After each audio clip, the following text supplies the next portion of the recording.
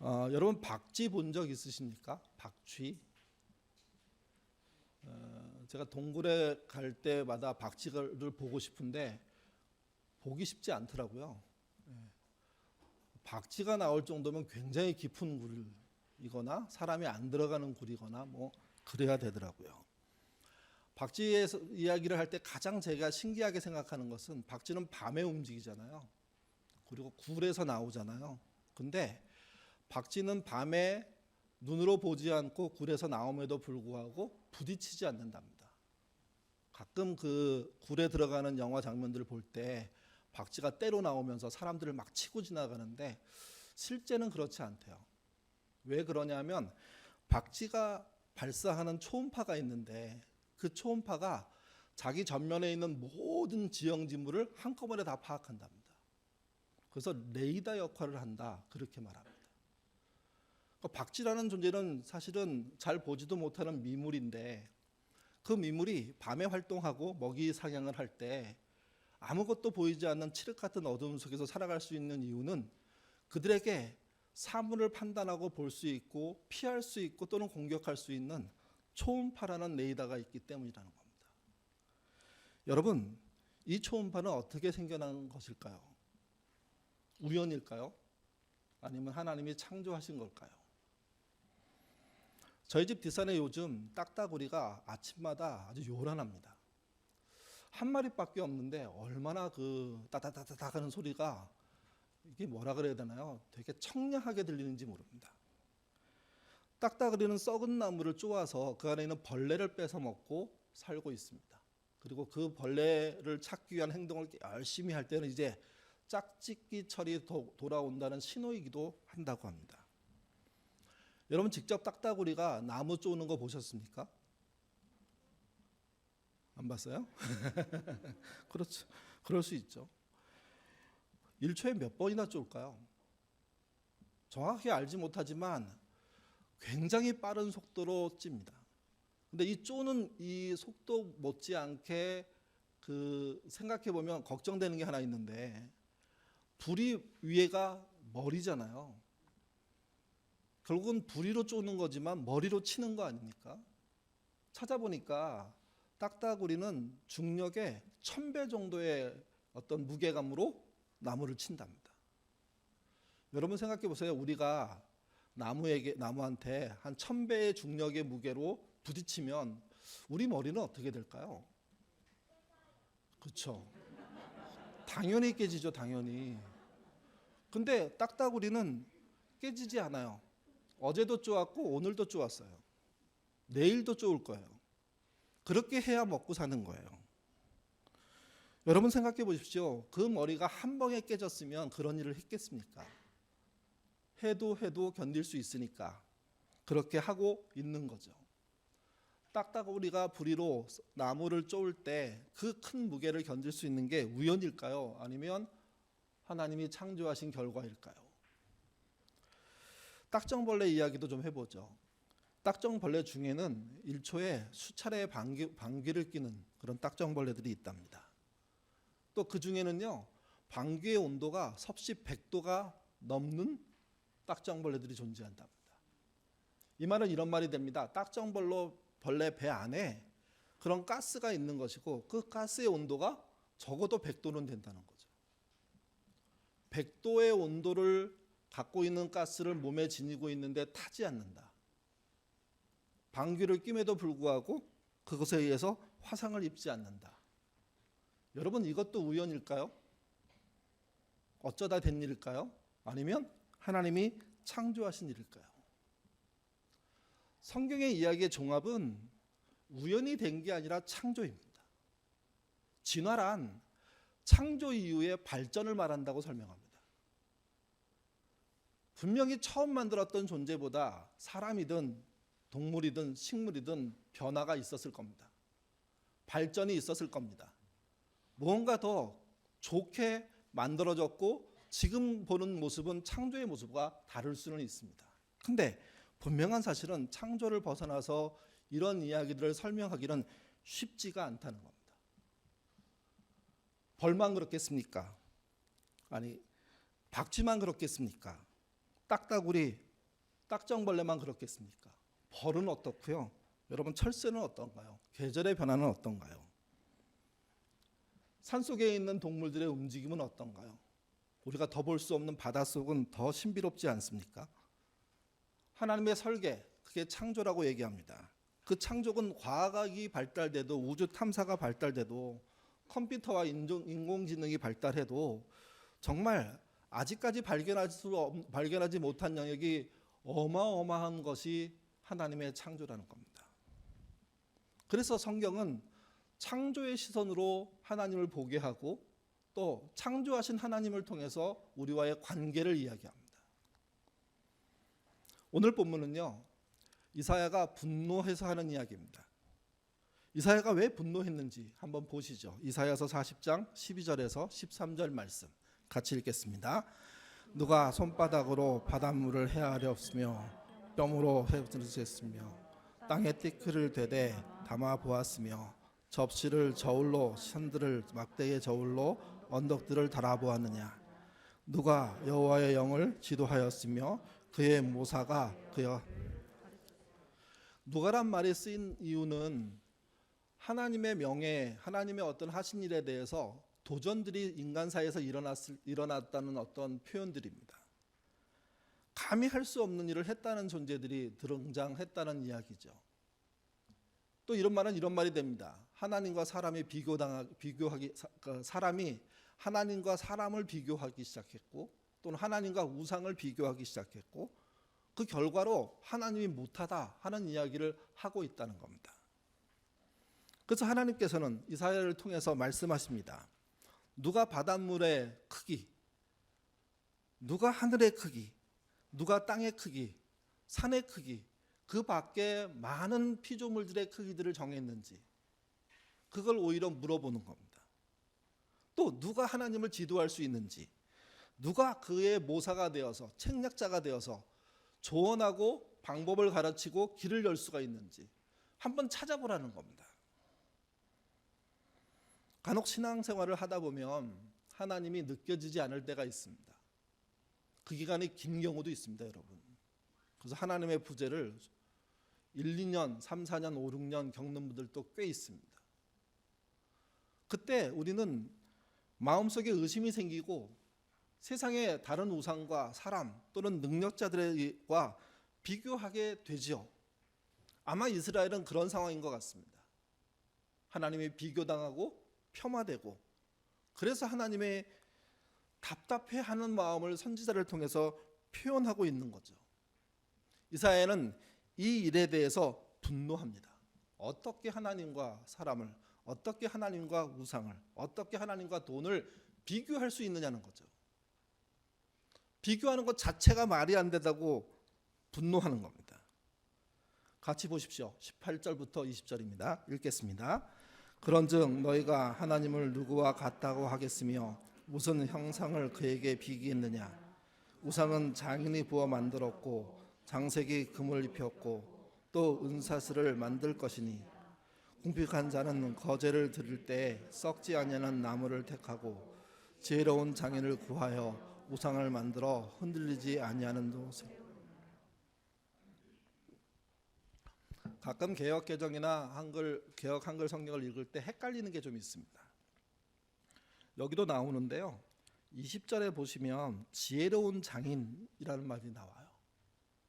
장인 앞에 지혜가 붙었으니까 이 사람은 하나님 편에 있는 사람인 것처럼 느껴지는 거예요. 그렇게 번역한 건 잘못한 겁니다. 장인으로서 능력자를 말하는 거죠.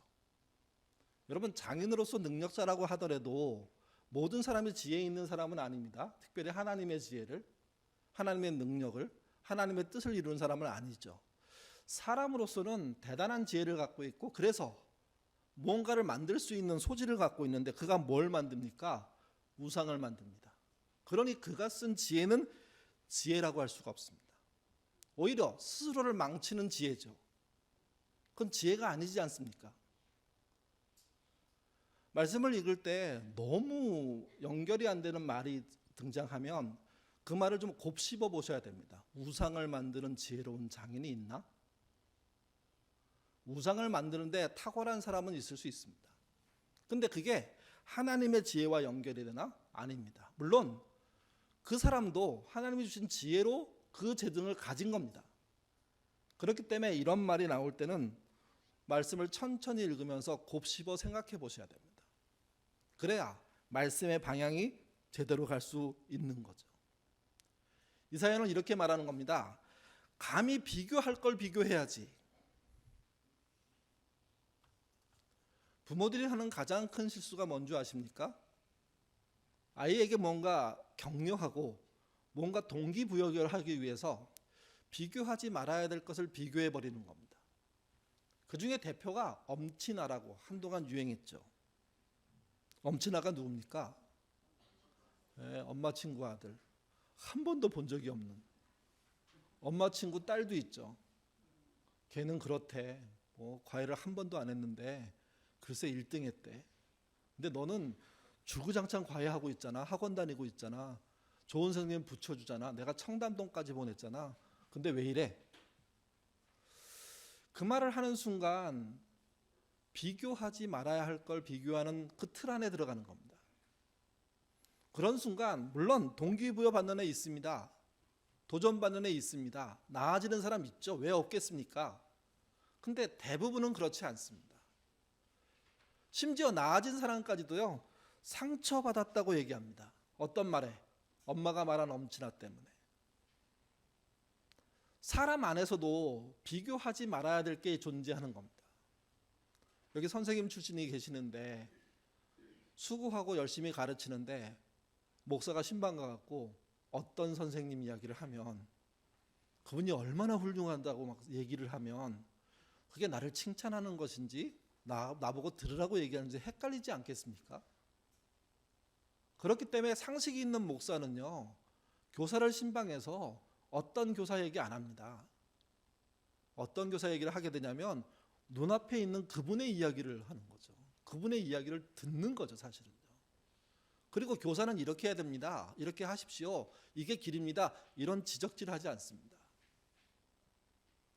목사가 해야 될 일은 그 교사인 선생님에게 수고한다고, 애쓰신다고, 좀 더 애쓰시면 더 좋은 결과들이 있을 거라고, 힘내자고, 그런 얘기를 하는 거죠. 이게.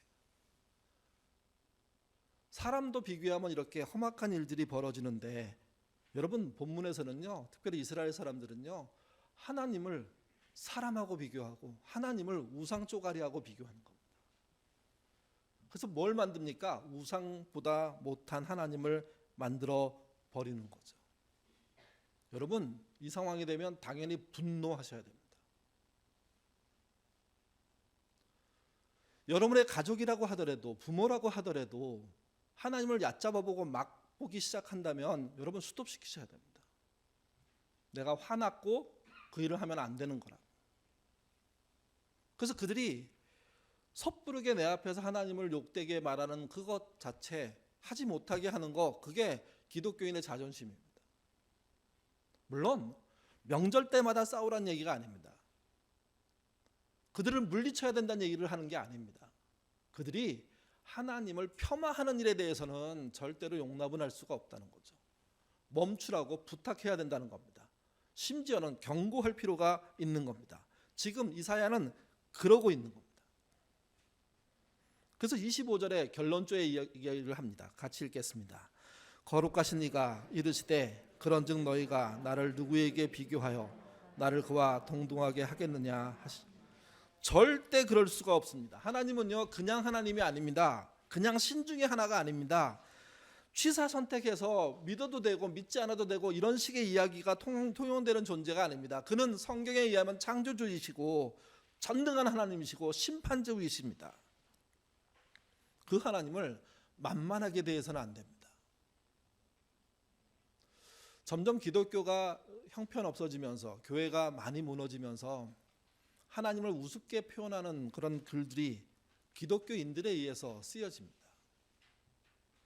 어쩔 수 없이 문장 안에 필요하고 말 속에 필요하기 때문에 예가 들어간다는 걸 충분히 이해할 수 있음에도 불구하고 그러나 그것은 하지 않아야 될 일입니다.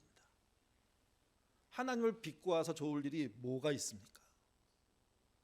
하나님이 다른 신과 똑같은 신이 아닌데 여러분, 세상의 신들의 가장 표본은 뭘까요? 마르득이란 신화가 있습니다. 고대 바벨론에서 시작된 신화인데요. 이 마르둑은 바벨론 사람들이 섬기는 신입니다. 그 마르둑도 창조해서 사람을 만들었습니다. 근데 창조의 목적이 분명합니다.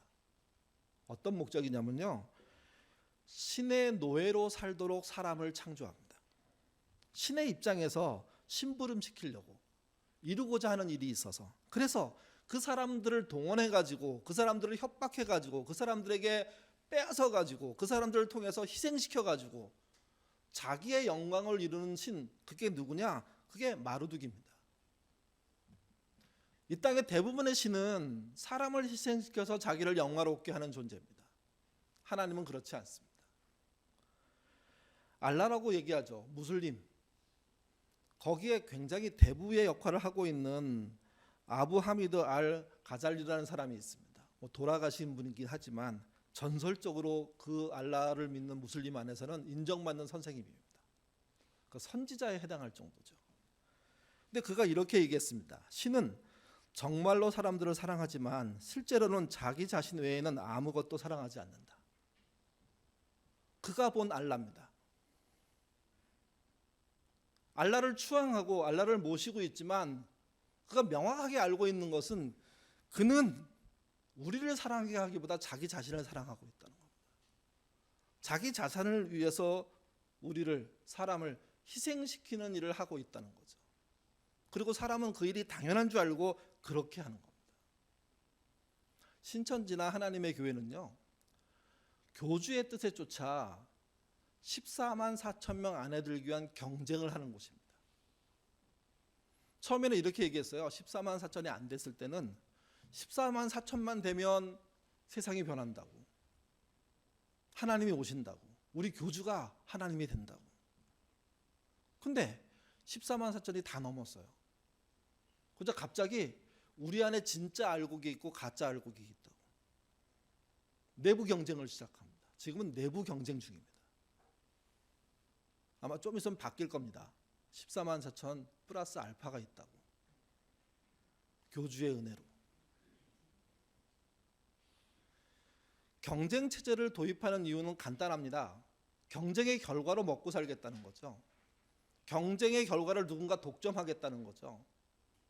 신은 그렇습니다. 교주는 그렇습니다. 사이비는 그렇습니다. 근데 하나님은 그렇지 않습니다. 신이 희생하고 사람을 사랑합니다.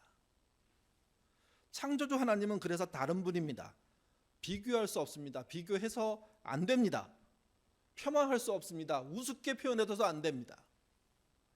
우리의 자존심이고 우리의 믿음의 실체이기 때문에 그분이 폄하되는 자리에 우리는요, 있을 수도 없고 거부해야 되고 막아야 합니다. 쉽게 그렇게 말하는 사람 앞에 그렇게 하지 말라고 경고도 하셔야 됩니다. 싸우려고 경고하는 거 아닙니다. 그분이 깨닫기를 바라는 겁니다. 하나님을 우습게 비교하는 걸 허용하지 않는 거죠. 이게. 하나님은 당신이 누군지 다시 알려주십니다. 같이 보시죠. 28절부터 31절인데요. 제가 읽으면서 이야기를 좀 설명해 보겠습니다. 너는 알지 못하느냐, 듣지 못하느냐, 영원하신 하나님 여호와 땅끝까지 창조한 이는 피곤하지 아니하시며 곤비하지 않으시며 명철이 한이 없으시며. 25절은 창조주에 관한 이야기를 하는 겁니다. 근데 이 이야기는요, 이미 했던 이야기입니다. 들었던 이야기입니다. 알고 있는 이야기입니다. 재확인하는 겁니다. 여러분들은 언제 자녀들에게 또는 주변 사람들에게 재확인이라는 방법을 사용하십니까? 이미 들었음에도 불구하고 제대로 이해하지 못하고 막 하고 있을 때, 아주 분명하게 경고하기 위해서 사실은 바닥을 까는 거죠. 내가 너한테 충분히 얘기했는데 이렇게밖에 생각 못하느냐 하는 이야기를 할 때, 하나님께 피곤함이 없다고 얘기합니다. 이 말은요, 사람과 비교할 수 없다는 겁니다. 비교해서도 안 된다는 겁니다. 우상과 비교할 수가 없다는 겁니다. 지친 하나님, 좌절하는 하나님, 탈진하신 하나님, 급격하게 우울에 빠지신 하나님, 외로움을 견디지 못하는 하나님 없습니다. 그런 하나님을 그리고 그런 하나님을 마음속에 생각한다는 것 자체가 하나님에 대한 오해입니다. 물론 하나님은요, 지친 사람을 충분히 아십니다. 좌절하는 사람, 탈전하는 사람 충분히 품으십니다. 급격하게 우울에 빠진 사람 절대로 놓지 않으십니다. 외로움 속에 있는 사람 홀로 두지 않으시려고 애쓰시는 분이 하나님이십니다. 그런 하나님을 피곤함이라는 단어에 포함시켜가지고 별 능력 없는 것으로 표현하는 것 자체가 문제인 겁니다. 비교할 수 없는데 비교해버리는 거. 하나님 비교하지 마십시오. 세상의 것들과 내 생각과 막 비교하지 마십시오. 필요해서 그렇게 얘기하는 경우가 있다고 하더라도 거기는 조심스럽게 표현돼야 됩니다. 29절에 보시면 피곤한 자에게는 능력을 주시며 무능한 자에게는 힘을 더하시나니, 하나님은 앞에서 말씀드린 것처럼 오히려 지원 사격해 주시는 분입니다. 아니요, 현장으로 함께 들어가시는 분입니다. 함께 고난을 당하시고 함께 어려움을 겪어내시는 분입니다. 그들과 지쳐있는 자들과 동행해 주시는 분이라는 거죠. 이게 30절은 같이 한번 읽겠습니다. 소년이라도 피곤하며 곤비하며 장정이라도 넘어지며 쓰러지되. 소년이란 가장 회복력이 빠른 사람들을 말합니다. 장정이란 삶의 경륜이 있는 사람들을 말합니다. 그러나 그들도 피곤해합니다.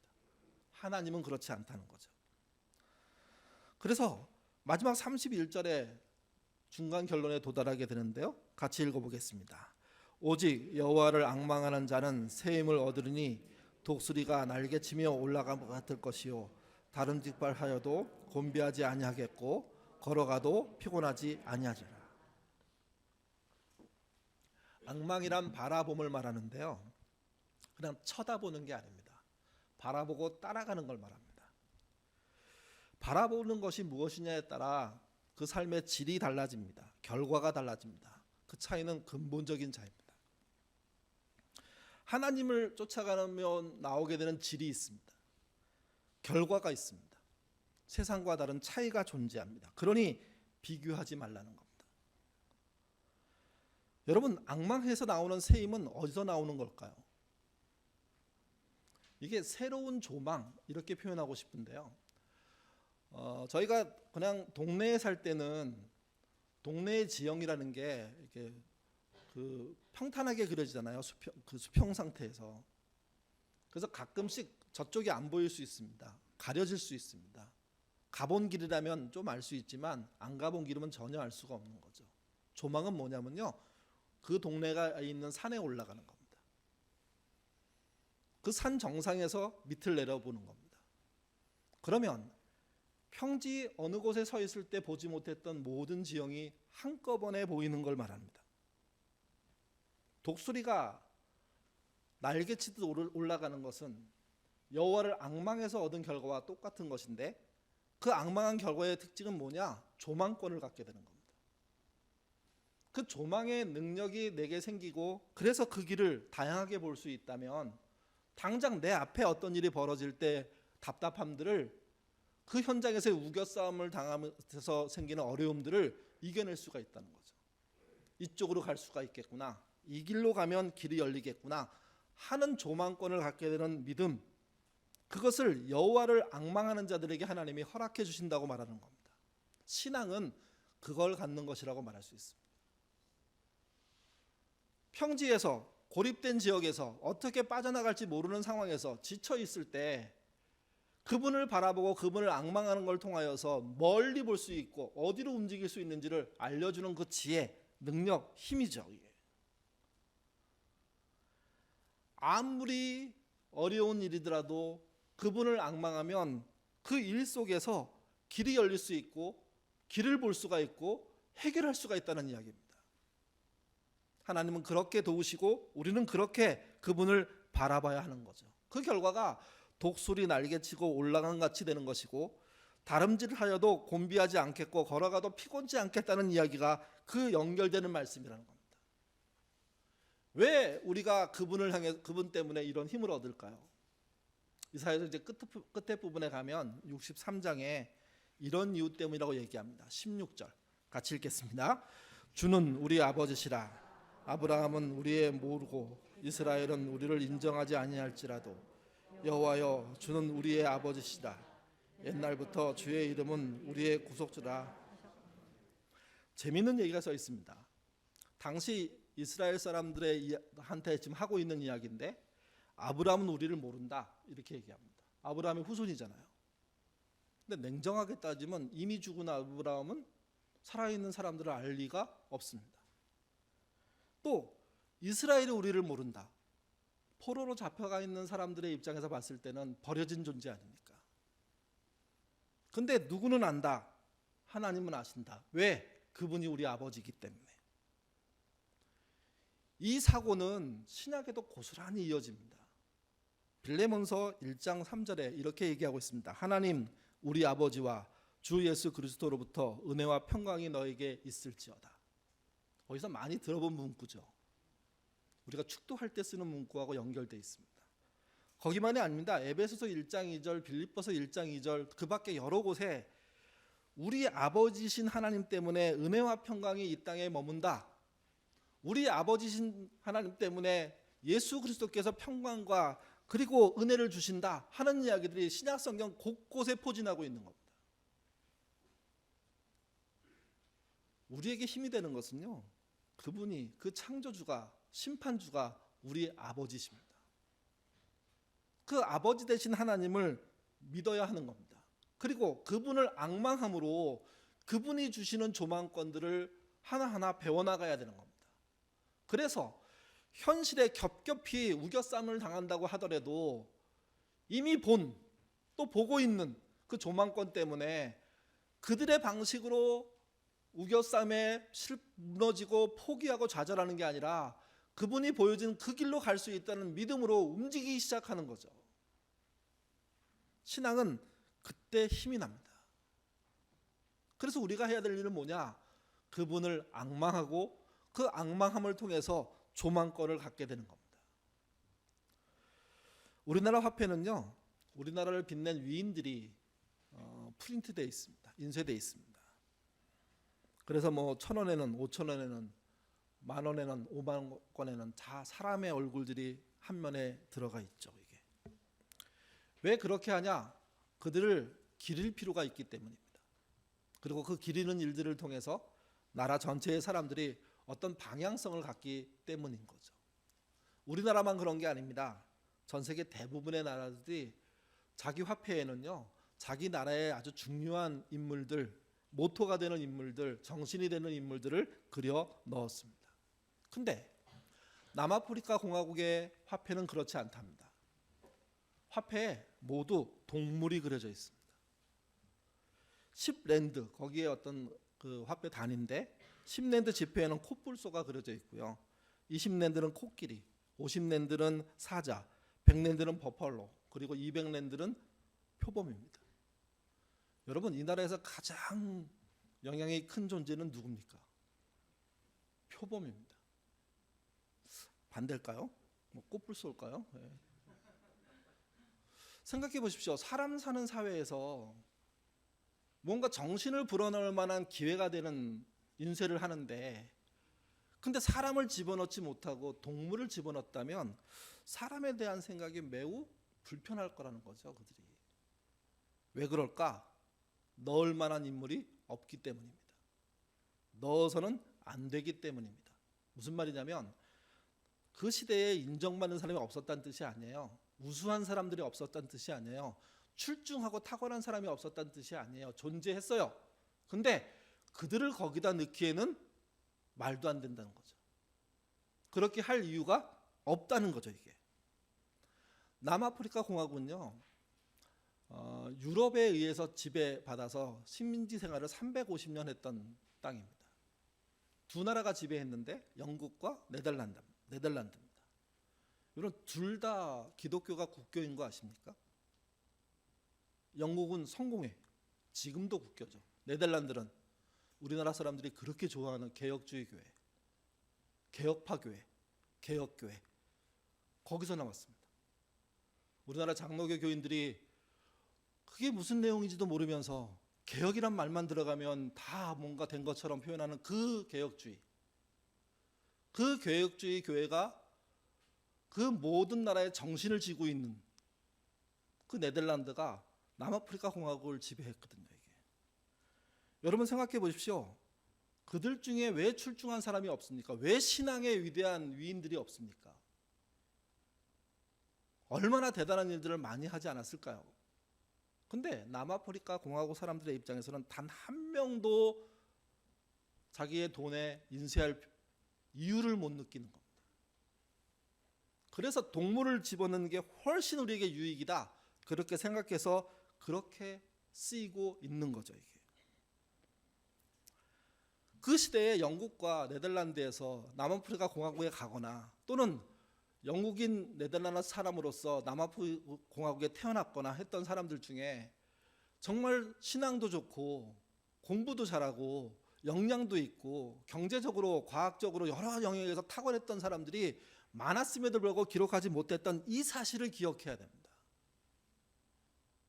교회의 영향력이 형편없으면 이런 대접을 받는 겁니다. 백인만 잘 사는 나라 만들었거든요. 백인만 인정받는 나라 만들었거든요. 그거 만들기 위해서 치열하게 살았거든요. 그리고 빼앗아서 크게 만드는 걸 성공이라고 얘기했거든요. 그런 개인 뒤에 누가 있었느냐? 그런 백인 뒤에 누가 있었느냐? 영국 성공회와 화란의 네덜란드의 개혁교회들이 존재했던 거죠. 그리고 그들을 칭찬하고 잘했다고 얘기해주고 안전하게 품어주고 그런 식으로 했으니까 남아프리카 공화국의 8분의 1이 백인이고 나머지가 흑인과 유색인종인데 다수의 사람들의 입장에서는요, 그들의 잘됨이 우리가 망하는 거구나 이렇게 생각하고 있을 수밖에 없는 상황이 벌어진 겁니다. 그러다가 1994년에 만델라가 대통령이 됩니다. 그리고 처음으로 남아프리카 공화국에서 사람의 얼굴이 돈에 올라갑니다. 만델라의 초상인 겁니다.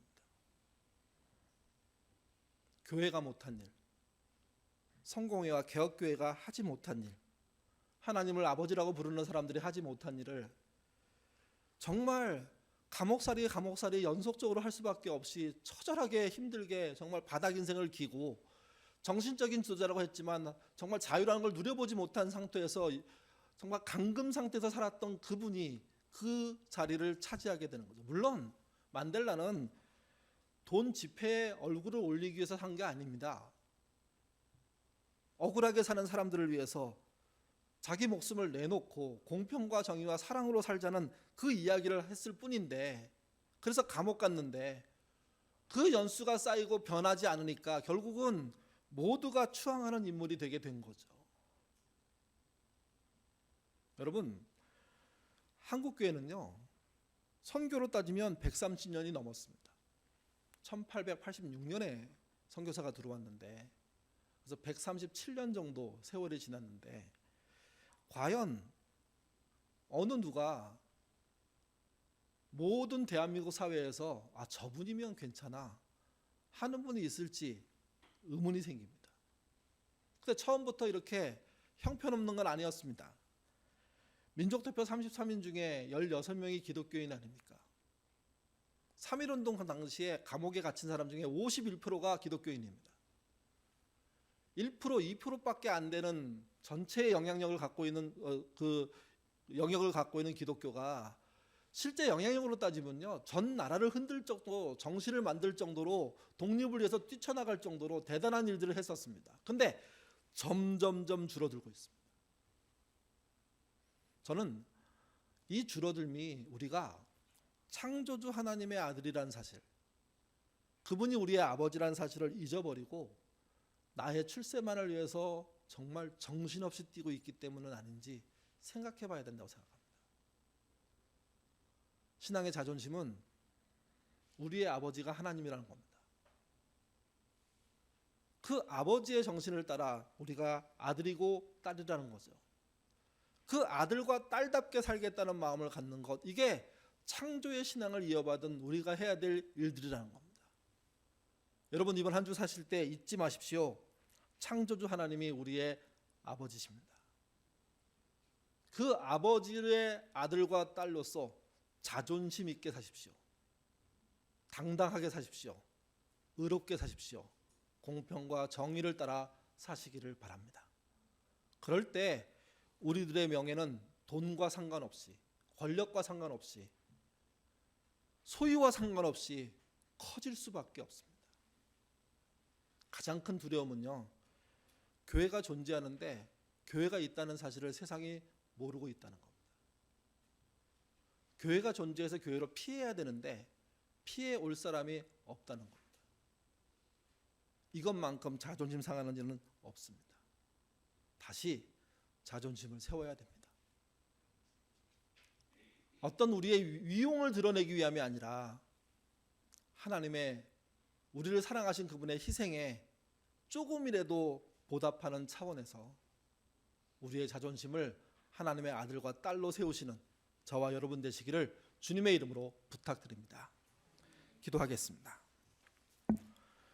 우리는 자존심을 돈에 의해서 세우려고 합니다. 학력에 의해서 세우려고 합니다. 요즘 잘 돼, 이걸로 세우려고 합니다. 끊임없이 일이 있다는 게 자존심이 되기도 합니다. 자식이 잘 되는 것이 자존심이 되기도 합니다.